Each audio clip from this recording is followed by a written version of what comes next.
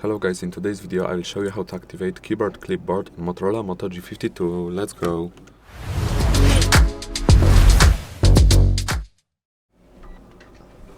Okay guys, so what you need to do is you need to open some type of keyboard, yes? And to activate it you have this clipboard icon, you have this clipboard icon, you click it and then you press the switch and now it's on.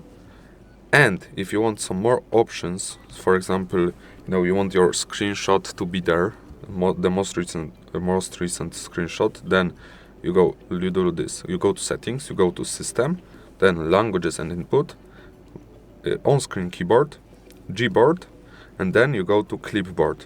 Then you turn it on, whatever you want. For example, I want this one, save recent screenshots in clipboard.